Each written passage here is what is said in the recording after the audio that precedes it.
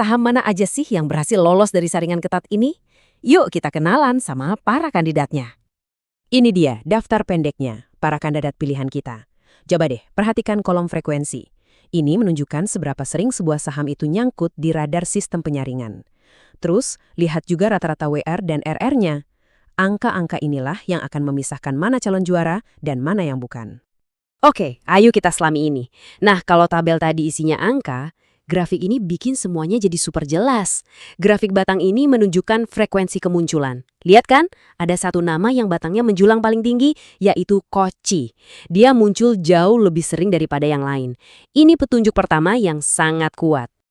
Setelah lihat Koci yang paling menonjol, sekarang waktunya kita bedah lebih dalam lagi para kandidat utama ini. Tentu saja kita mulai dari sang juara frekuensi.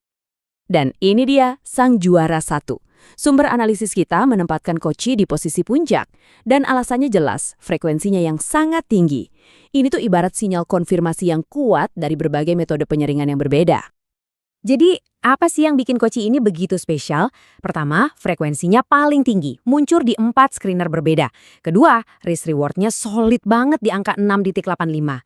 Dan meskipun win rate-nya sedikit di bawah target, kombinasi frekuensi tinggi dan RR yang kuat, apalagi didukung screener andalan seperti BP34 beli pagi, menjadikannya kandidat utama yang nggak bisa diabaikan. Slide ini dengan cemerlang memetakan pemain kunci lainnya. Ada Yellow, si konsisten, yang muncul cukup sering dengan data yang solid. Terus ada Energy dan NZICA yang disebut momentum play. Mereka ini mungkin jarang muncul di radar, tapi sekali muncul potensi ledakannya tinggi banget. Lihat saja tuh angka WR dan RR-nya yang luar biasa. Sekarang kita beralih ke kategori yang sedikit spesial. Anggap saja ini adalah kartu liar dalam permainan. Saham-saham yang punya potensi kenaikan super cepat, bahkan dalam hitungan 1 hari saja. Istilahnya adalah ARA, atau Auto Rejection Atas. Ini adalah batas atas kenaikan harga sebuah saham dalam sehari.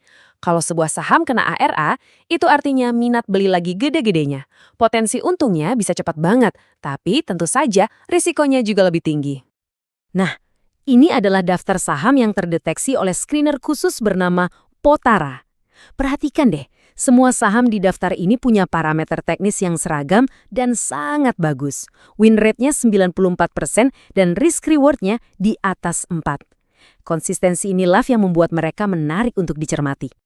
Menemukan saham bagus itu baru satu langkah. Analisis ini melangkah lebih jauh dengan memberikan rencana permainan yang lengkap tentang gimana cara meracik semua ini menjadi sebuah portofolio yang seimbang.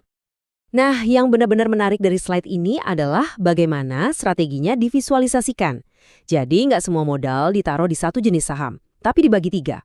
Ada core portfolio sebagai fondasi yang solid, satellite positions untuk tambahan pertumbuhan, dan ARA plays yang lebih spekulatif dengan porsi terkecil. Mari kita bedah bagian intinya yang dapat alokasi paling besar, yaitu 55%. Disinilah Koci memegang porsi paling besar, 25%, diikuti oleh Yellow, E-Energy, dan NZA. Ini adalah saham-saham dengan data paling kuat yang diharapkan bisa menjadi jangkar portofolio kita.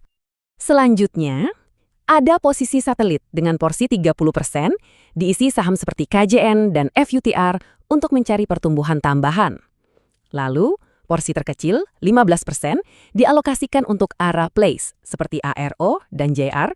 Ini adalah bagian portofolio yang paling spekulatif, tujuannya untuk menangkap momentum tinggi dengan alokasi yang sangat-sangat terkontrol. Sebuah strategi belum lengkap tanpa rencana yang jelas untuk mengelola risiko. Ini mungkin adalah bagian paling krusial, paling penting dari keseluruhan analisis yang kita bahas hari ini. Strategi tanpa resiko adalah ilusi. Pernyataan ini adalah pengingat yang sangat kuat. Setiap peluang itu selalu datang dengan resikonya.